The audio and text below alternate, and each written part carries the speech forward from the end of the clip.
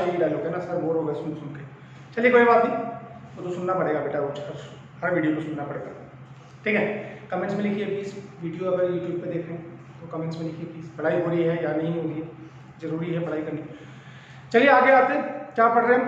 Thermodynamics, thermodynamics, thermodynamics, thermodynamics, यही पढ़ रहे हैं। ठीक है, और थर्मोडाइनमिक्स में क्या पढ़ रहे हैं? आज हमें क्या पढ़ना है? हमने क्या पढ़ा था पिछले वीडियो में? हमने बेसिक्स पढ़ा था थर्मोडाइनमिक्स का। हमने सिस्टम सराउंडिंग, ठीक है, open close isolated systems, homogeneous heterogeneous systems, ठीक है, बाउंड्रीज, टाइप्स ऑफ बाउंड्रीज, ये सब हमने पढ़ा था। हाँ, और इम्पॉर्टेंट इंटेंसिव एक्सटेंसिव प्रॉपर्टीज पढ़ी थी, जो कि बहुत इंपॉर्टेंट है, जेईई में भी क्वेश्चन आ रखा है उसका, नीट में भी क्वेश्चन आ रखा है। आज हम क्या करने वाले हैं? आज हम पढ़ने वाले हैं बेटा state of a system, state variables क्या होते हैं, और टाइप्स ऑफ थर्मोडायनेमिक प्रोसेसेस क्या क्या होती है। और आज हमारा बेसिक्स खत्म हो जाएगा थर्मोडायनेमिक्स का, ठीक है, और उसके बाद हम फिर एक्चुअली में पढ़ेंगे जो हमें पढ़ना है। अब देखिए क्या स्टेट ऑफ अ सिस्टम, पहले टर्म आती है state. State of a system को मैं सीधा सीधा लिखता हूँ, इसका मतलब होता है condition of a system.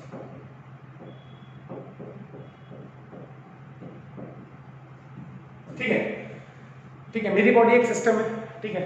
Suppose मुझे फीवर है तो मेरा टेम्परेचर हाई होगा, तो अभी मेरा टेम्परेचर, मेरी बॉडी का टेम्परेचर, ठीक है, अगर नॉर्मल टेम्परेचर है और कल मुझे बुखार हो गया, फीवर हो गया, मेरा टेम्परेचर ज़्यादा आ रहा है, 101 केल्विन आ रहा है, फ़ारेनहीट आ रहा है, सॉरी, तो मैं बोलूँगा क्या कि मेरी कंडीशन चेंज होगी मेरी बॉडी की। ठीक है, तो state of a system means condition of a system. जैसे फॉर एग्जाम्पल मैंने क्या बोला, सीधी सीधी बात करते हैं, हमने बोला कि एक गैस है, ठीक, ध्यान से सुनो, ये गैस है, ये स्टेट ए है। अब स्टेट ए को स्टेट ए क्यों बोला? इसमें हमने गैस रखी हुई, इसका टेम्परेचर कुछ है 27 डिग्री सेल्सियस, प्रेशर है 180 है, ठीक। सपोज हमने दो ही चीजें रखी, टेम्परेचर और प्रेशर की बात कर रहे हैं, वॉल्यूम की बात नहीं कर रहे, ठीक है। और यहाँ पे मैंने टेम्परेचर को चेंज कर दिया, ठीक है, मैंने कर दिया 30 डिग्री सेल्सियस, तो ऑब्वियसली बात प्रेशर भी चेंज होगा, प्रेशर हो गया 1.180, ठीक है, ठीक है, यानी कि टेम्परेचर चेंज करने पे प्रेशर चेंज हुआ, ठीक है। तो हमने बोला ये होगी state state.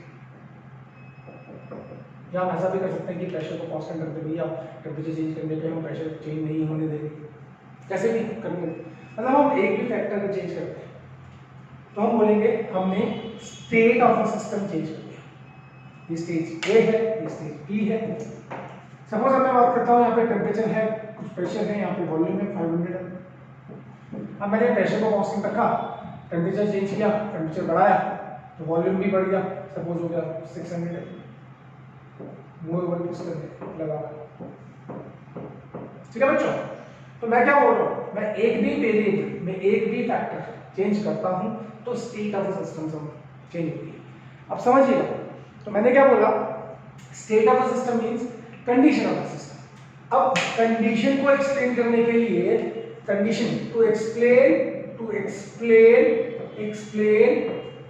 The condition of a system, अगर मुझे कंडीशन को एक्सप्लेन करना है, कंडीशन ऑफ अ सिस्टम, ठीक है, state variables are used, state variables are used. अब हमने बोला स्टेट वेरिएबल्स क्या, ठीक है, तो अब मैंने बोला मैं तीन चीजों पे आ रहा हूं, स्टेट फंक्शन, ठीक है, या हम बोल सकते हैं स्टेट वेरिएबल्स, या हम बोल सकते हैं स्टेट पैरामीटर्स।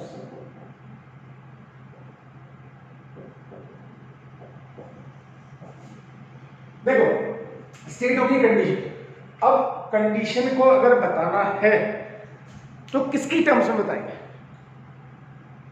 ठीक है, तो हमें कुछ क्या चाहिए, फंक्शंस चाहिए, मैथमेटिकल फंक्शंस चाहिए। तो हमने बोला स्टेट फंक्शन वो मैथमेटिकल फंक्शंस हैं जो कि कंडीशन ऑफ अ सिस्टम को एक्सप्लेन करते हैं, ठीक है। तो अब कौन कौन से स्टेट फंक्शन होते हैं, तो स्टेट फंक्शन समझ में आया, स्टेट फंक्शन मतलब functions which explain the condition of a system, ठीक है बच्चों। तो अब कौन कौन से कंडीशन होंगे, पहला प्रेशर, दूसरा टेम्परेचर, तीसरा वॉल्यूम, ठीक है। इसके अलावा चौथा नंबर ऑफ मोल्स। अब ये वो स्टेट फंक्शंस हैं, स्टेट वेरिएबल्स हैं जो कि आपको पता है, ठीक है। अब वो स्टेट वेरिएबल्स जो चैप्टर के अंदर आएंगे, ये नहीं मिलेगा आपको, ये रेयरली मिलेगा पढ़ने में, ये तो हमने पढ़ लिया स्टेट्स ऑफ मैटर। अब वो स्टेट वेरिएबल्स जो चैप्टर के अंदर आएंगे पर आपको अभी नहीं पता, अब आप बोलोगे सर कौन से, जैसे आप बोलोगे एंथैल्पी, इसका सिंबल होता है H, ठीक है। और क्या आएगा, इंटरनल एनर्जी, इसका सिंबल होता है E, या कुछ बुक्स वाले U भी यूज करते हैं। और क्या आएगा, आप बोलोगे एंट्रोपी, इसका सिंबल है S। और क्या आएगा, गिब्स फ्री एनर्जी, इसका सिंबल है G। अब पूरा चैप्टर आपका यही है, थर्मोडायनामिक्स, यही पढ़ना है, यानी कि पूरे चैप्टर में आपको स्टेट फंक्शंस पढ़ना है, ठीक है। पहले तो ज्यादा समझ में आया। तो स्टेट फंक्शंस क्या, वो स्टेट फंक्शंस क्या, ये प्रॉपर्टी है, property of system that defines the state of system, ठीक है। तो मेरे ख्याल से स्टेट फंक्शन समझ में आ गया, ठीक है। अब कुछ खास बातें स्टेट फंक्शन के ऊपर, ठीक है। अब नोट बड़ा बड़ा, जो भी स्टेट फंक्शन है, ठीक है, वो किस पे डिपेंड करेंगे, depends only upon initial and final state. ये सारे के सारे स्टेट फंक्शन जो है ये इनिशियल और फाइनल स्टेट पे डिपेंड करेंगे, ठीक है। बट लास्ट कहानी, but do not depend upon path. अब पहले तो ये लर्न कर लो, भैया। तो अब वापस आता हूं, state of a system means condition of a system. Condition can be explain in terms of certain factors, वो फैक्टर्स या वो वेरिएबल्स या वो फंक्शंस जो कि सिस्टम की स्टेट को बताएंगे, उनको हम स्टेट फंक्शंस, स्टेट वेरिएबल्स या स्टेट पैरामीटर्स बोलेंगे।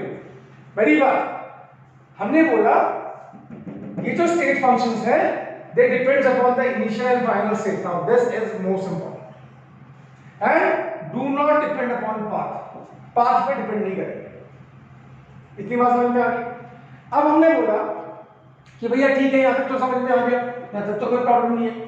फिर हम आगे चलते हैं, थोड़ा सा आगे चलते हैं। हमने बोला चेंज ऑफ स्टेट फंक्शन, क्या बोला हमने बोला चेंज ऑफ स्टेट फंक्शन।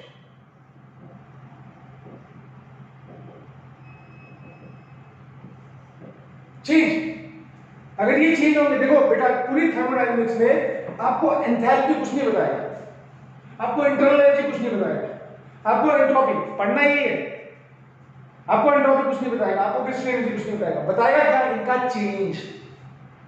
जो पूरी थर्मोडायनामिक्स है उसमें आपको स्टेट फंक्शन का चेंज पढ़ना है। अब चेंज ऑफ स्टेट फंक्शन जो होता है, जैसे अगर मैं बोलूं चेंज इन एंथैल्पी, चेंज को लिखते हैं डेल्टा एच, तो हम लिखेंगे H final minus H initial, ठीक है। कोई भी सिस्टम है A gives you B, suppose इसकी एंथैल्पी या इसकी एनर्जी या इसका प्रेशर P1 है, इसका प्रेशर P2 है, तो हम क्या लिखेंगे, डेल्टा P, स्टेट फंक्शन जो भी होगा, प्रेशर स्टेट फंक्शन है, हम लिखेंगे P2 minus P1। Internal energy change, final minus initial, entropy change, final minus initial. अब आप बोलोगे सर ये क्या क्या टर्म्स है, तो इस चैप्टर में पढ़नी है बेटा, घबराना नहीं है। तो हमें इस चैप्टर में थर्मोडायनामिक्स में हमें सिर्फ पाथ बिल्कुल नहीं पढ़ना, हमें सिर्फ इनिशियल और फाइनल स्टेट पढ़ना है। पाथ कहां पढ़ना होता है? काइनेटिक्स में, वहां पढ़ना होता है आपको पाथ। थर्मोडायनेमिक्स में our concentration is only on the initial and final state and path नहीं।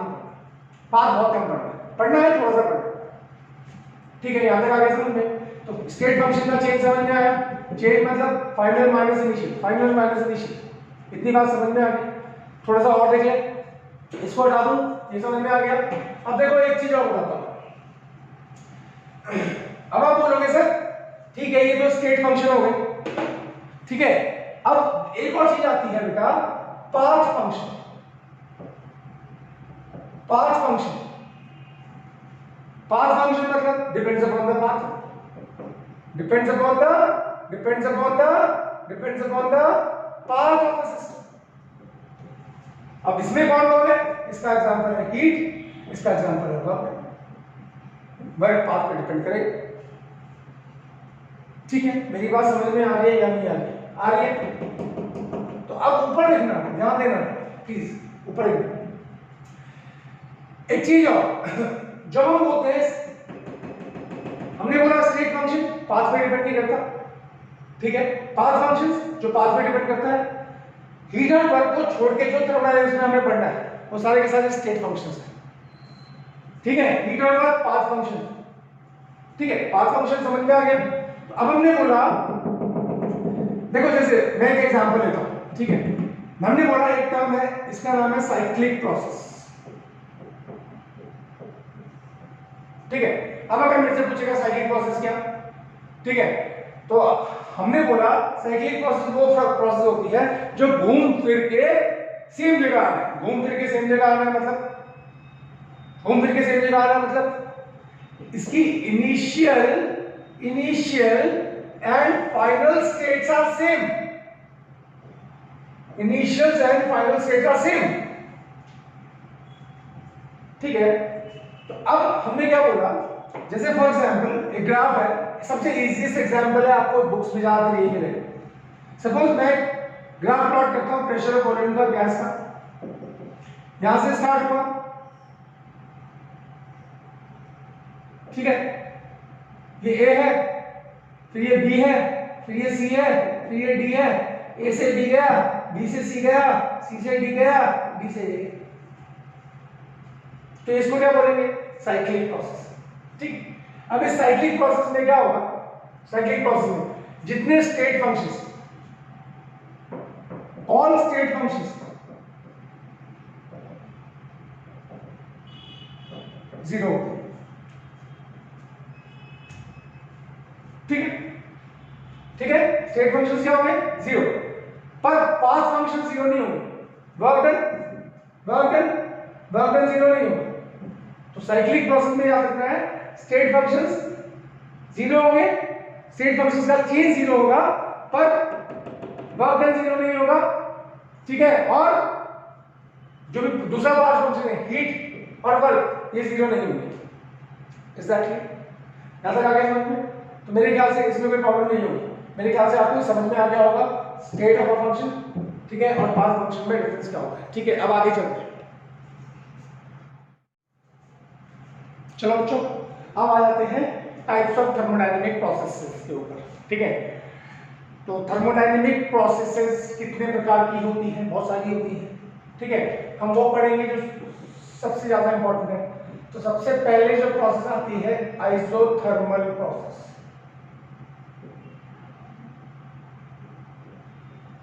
ठीक है? अब आइसोथर्मल प्रोसेस शॉर्ट में बोलो, लॉन्ग में बोलो? बोलो, शॉर्ट में बताओ, लॉन्ग में बताओ, बड़ा बताऊं, छोटा बताऊं? चलिए बड़ा ही पढ़ लेते हैं।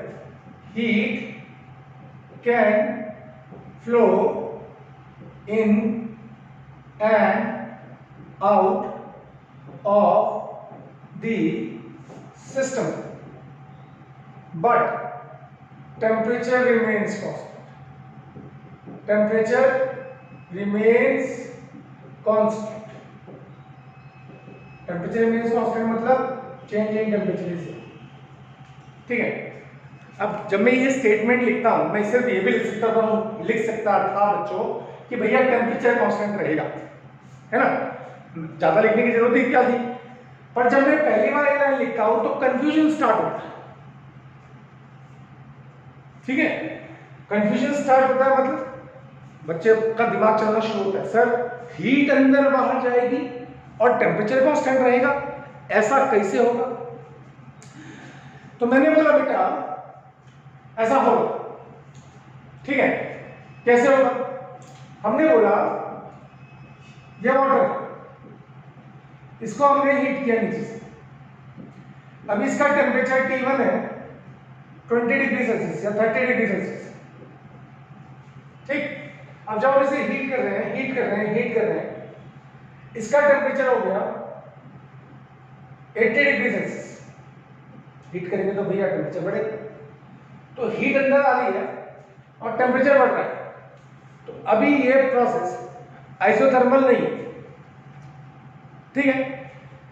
केस नंबर सेकंड, इसका टेम्परेचर था 30 डिग्री सेल्सियस, आपने इसको हीट किया, हीट करने में टेम्परेचर हो गया 100 डिग्री सेल्सियस। तो 30 से 100 पे आने में हीट आप कर रहे हो, हीट अंदर आ रही सिस्टम के और टेम्परेचर चेंज हो रहा है, तो प्रोसेस आइसोथर्मल नहीं है। पर अब मेरे पास उबलता हुआ वाटर, यानी कि वाटर इज बॉइलिंग, और वाटर बॉइलिंग को हम कैसे रिप्रेजेंट करेंगे कि भैया H2 लिक्विड मेरे पास है और यहाँ पे टेम्परेचर 100 डिग्री सेल्सियस है और ये H2 गैस में कन्वर्ट हो रहा है, ठीक है। अब आप कितनी भी हीट कर लो पर पानी का टेम्परेचर तो भैया 100 डिग्री सेल्सियस से ऊपर नहीं होगा, 1 एटमॉस्फेरिक प्रेशर, क्योंकि उसको हम बॉइलिंग पॉइंट बोलते हैं। तो now this process becomes isothermal. समझ में आया? मतलब हीट अंदर आ रही है, हीट तो अंदर आ रही है बट टेम्परेचर कांस्टेंट है। समझ में आ गया? तो इसको क्या बोलते हैं? सॉलिड लिक्विड टू गैस, क्या बोलेंगे? Phase change. तो आइसोथर्मल प्रोसेस जो होती है जनरली वो फेज चेंज पे होती है। किसमें होती है? फेज चेंज पे, ठीक है। इतनी बात समझ में आ गई? तो अब समझ में आ गया हीट अंदर बाहर जा सकती है बट टेम्परेचर कांस्टेंट रहेगा, ठीक है। कब? जैसे वाटर का एग्जांपल लिया तो वाटर में क्या है, अगर मेरे पास लिक्विड वाटर है उसको मैं 100 डिग्री सेल्सियस पे रखता हूं, मैं उसको कितना भी नीचे से हीट दे लूं टेम्परेचर तो कांस्टेंट ही रहेगा, तो मैं बोलूंगा ये मेरी आइसोथर्मल प्रोसेस है। कब? 100 डिग्री सेल्सियस। समझ में आ गया? अब कुछ बातें और जान लेते हैं आइसोथर्मल प्रोसेस के बारे में। ये होती है बेटा स्लो प्रोसेस। क्या होती है? स्लो प्रोसेस, ठीक है। और आपको इसमें एक्सटर्नल हीटिंग सोर्स चाहिए, एक्सटर्नल हीटिंग सोर्स चाहिए। बाहर से हीट करोगे तभी तो आए, ठीक है। इतनी बात समझ में आ गई? स्लो प्रोसेस है बेटा, याद रखना। अभी आप एडियाबेटिक पढ़ोगे तो वो सडन प्रोसेस है, तो थोड़ा सा अंतर पता होना चाहिए क्योंकि इस पे क्वेश्चन बन जाते हैं, ठीक है। दूसरी बात और कुछ, चलो थोड़ा सा और आगे चलते हैं। अगर मैं बोलूं आइडियल गैस के बारे में बात करूं, आइडियल गैस पढ़ा है ना, अभी आइडियल गैस पढ़ गया है, ठीक है। आइडियल गैस में हम अगर ये बोले कि टेम्परेचर रिमेंस कांस्टेंट, यानी कि dt is equal to 0, change in temperature 0, तो हम बोलेंगे internal energy change is also 0।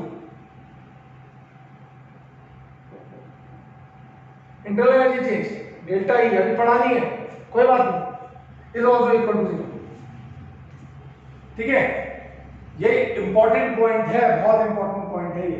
Ideal gas के लिए आइसोथर्मल प्रोसेस अगर है यानी कि dt अगर 0 है तो उसका इंटरनल एनर्जी चेंज भी 0 होगा, क्योंकि हम ये बोलते हैं सिर्फ आइडियल गैस के लिए है, याद रखना। For ideal gas internal energy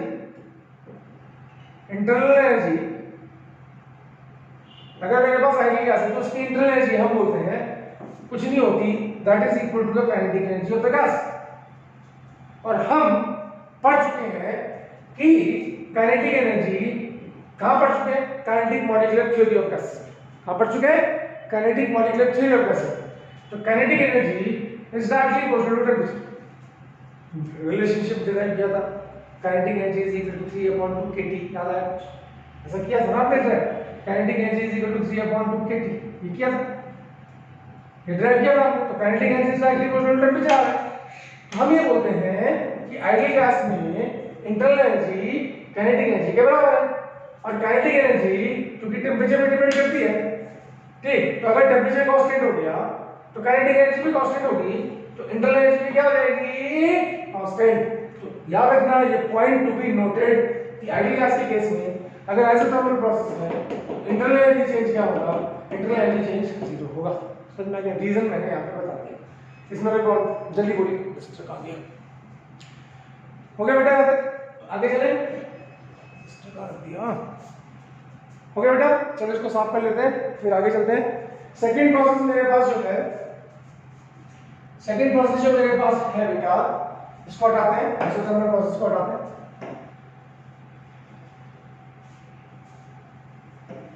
ठीक है, सेकंड पार्ट पे आते हैं। सेकंड पार्ट है एडियाबेटिक प्रोसेस।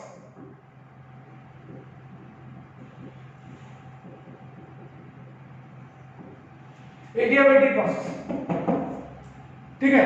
अब उसमें क्या, टेम्परेचर, पिछले वाले में क्या था, टेम्परेचर रिमेन्स कांस्टेंट, और क्या था, हीट अंदर बाहर जा सकती है। अब इसका उल्टा करो, कितना आसान है। आइसोथर्मल में क्या था, हीट अंदर बाहर जा सकती है बट टेम्परेचर रिमेन्स कांस्टेंट। अब इसका उल्टा कर दो, आइसोथर्मल में पढ़ा था ना, एडियाबेटिक में टेम्परेचर चेंज हो सकता है, टेम्परेचर में इंक्रीज और डिक्रीज, टेम्परेचर कम ज्यादा हो सकता है but heat remains constant.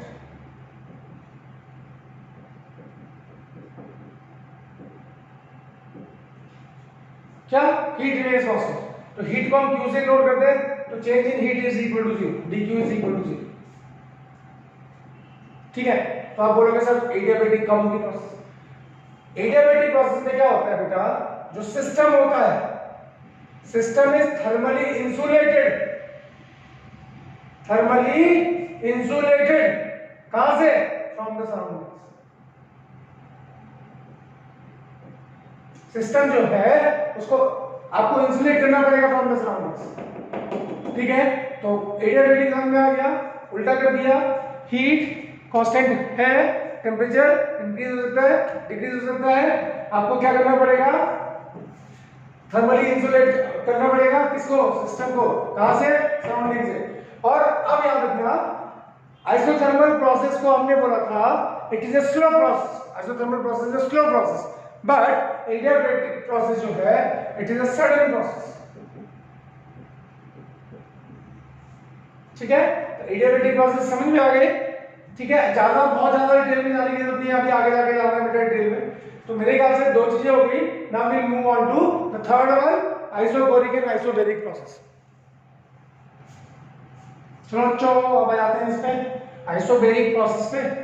Isobaric, isobaric और रिवर्सिबल, ये तीन प्रोसेस बची हुई है, तो थोड़ा सा देख लेते हैं। आइसोबैरिक प्रोसेस क्या है, आइसो कांस्टेंट प्रोसेस। ठीक है, तो इसमें हम बोलेंगे pressure remains constant, pressure remains constant, dP is equal to 0। Isobaric क्या, जिसमें प्रेशर रिमेन्स कांस्टेंट। आइसोथर्मल क्या, जिसमें temperature remains constant. Isobaric, adiabatic क्या, जिसमें हीट रिमेन्स कांस्टेंट। आइसोबैरिक क्या, जिसमें प्रेशर रिमेन्स कांस्टेंट। ठीक है, अब प्रेशर रिमेन्स कांस्टेंट मतलब सर समझ में नहीं आता। मैंने बोला भाई अभी यहाँ पे आप लैब में कोई रिएक्शन परफॉर्म कर रहे हैं, ठीक है, ठीक है, तो ऊपर से एटमॉस्फेरिक प्रेशर तो कांस्टेंट है ना, तो सारे एग्जाम्पल जो आप लैब में कर रहे हैं, जितने भी आप रिएक्शंस परफॉर्म कर रहे हैं लैब में, सपोज आप टाइट्रेशन कर रहे हैं, ठीक है, या सपोज आप कुछ भी कर रहे हैं लैब में, ठीक है, तो जो भी रिएक्शंस, एग्जाम्पल क्या होगा इसका, एग्जाम्पल क्या होगा, तो हम बोलेंगे ऑल रिएक्शंस। ठीक है, जो भी आप रिएक्शन कर रहे हैं carried out at atmospheric pressure, जितने भी आप रिएक्शन कैरी आउट कर रहे हैं एटमॉस्फेरिक प्रेशर पे, they are all example of isobaric process. ठीक है, अब एक सवाल, जल्दी बोलिए, वॉल्यूम चेंज होता है, जल्दी बोलो कुछ, वॉल्यूम चेंज होता है, बोलो हाँ या ना। Pressure remains constant, volume change होगा, अकर और नॉट अकर, जल्दी बोलो। ऑलवेज टेक्स प्लेस, क्या है? Always takes place. Volume change तो हुआ भैया, आइसोबेरिक है, प्रेशर कांस्टेंट है, वॉल्यूम नहीं कहा आपने कांस्टेंट है, वॉल्यूम चेंज तो होगा। तो मेरे ख्याल से समझ में आ गया। इसी का भाई है आइसोकोरिक प्रोसेस। आइसोकोरिक प्रोसेस मतलब, ठीक है, वॉल्यूम रिमेन्स कांस्टेंट।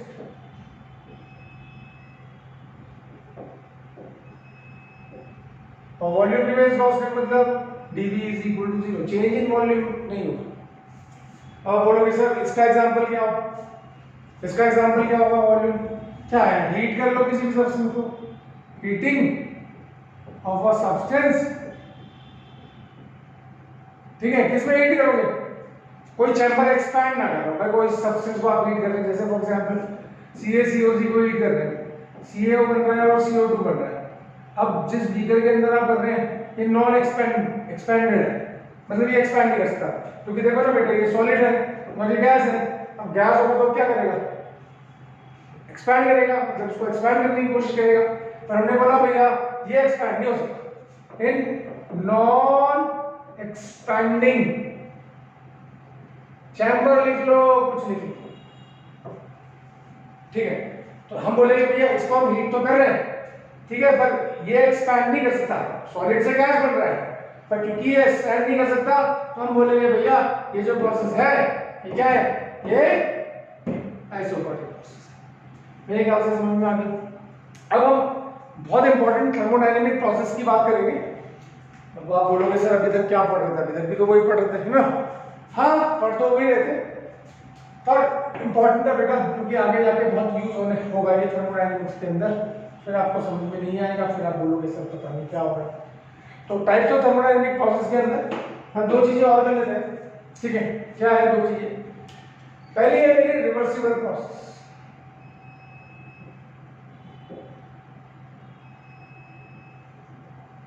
ठीक है। अब आप बोलोगे रिवर्सिबल प्रोसेस क्या है? देखो मैं आपको एक एग्जांपल दिखाता हूं। सपोज मेरे पास ये मूवेबल पिस्टन है, ये पिस्टन है, इसको मैंने बोला मासलेस है, इसका कोई मास नहीं है, मासलेस पिस्टन, ठीक है। इसके अंदर गैस बनी हुई है, मेरे पास गैस है इसके अंदर, बाहर से प्रेशर लग रहा है, उसको मैं P एक्सटर्नल बोल रहा हूँ, अंदर से गैस जो प्रेशर मार रही है पिस्टन पे, ये मूवेबल है, ठीक है, मूव कर सकता है पिस्टन, इसको मैंने बोला P इंटरनल, ठीक है, PINT, बस, ठीक है। अब ये पिस्टन क्या हो रहा है? हल्के हल्के ऊपर नीचे ऊपर नीचे ऊपर नीचे, तो जब ये ऊपर नीचे हो रहा है ना, ऊपर नीचे, तो ऑब्वियसली बात है प्रेशर चेंज हो रहा होगा। एक जगह पे अगर पिस्टन फिक्स है तो हम क्या बोलेंगे? अगर एक जगह पे पिस्टन फिक्स है तो हम बोलेंगे भाई कोई चेंज ही नहीं हो रहा है, पर ये क्या हो रहा है? धीरे धीरे बिल्कुल हल्के हल्के ऊपर नीचे ऊपर नीचे ऊपर नीचे ऊपर नीचे हो रहा है। तो हम क्या बोलेंगे? हम क्या बोलेंगे? समझ में आ रहा है? तो हम क्या बोलेंगे? ये सराउंडिंग्स है, ये सराउंडिंग्स है, ये सिस्टम है, ये हमारा सिस्टम है, ठीक है, और ये पिस्टन ऊपर नीचे हो रहा है। तो मैं क्या बोलूंगा? भैया जो P एक्सटर्नल है वो किसके बराबर है? P internal plus dP। भाई चेंज हो रहा है ना, ऊपर नीचे में पिस्टन हो रहा है, हल्के हल्के हल्के हल्के धीरे धीरे धीरे। हम क्या बोलेंगे? P external is equal to P internal plus dP।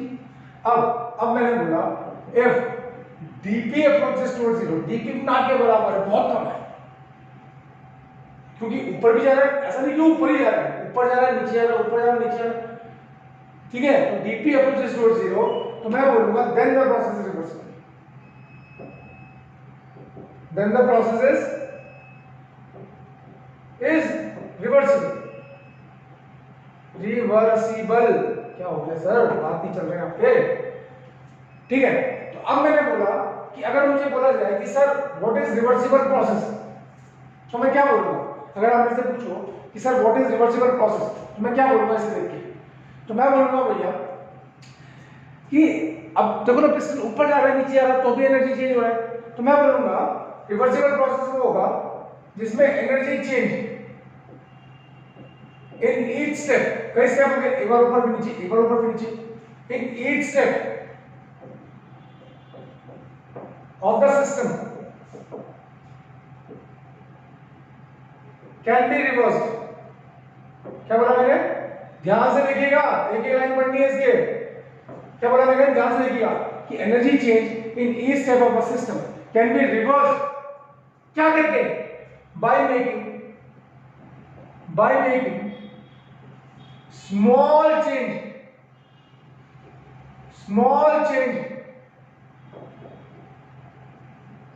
इन किसमें small change? In properties like temperature, pressure, etc।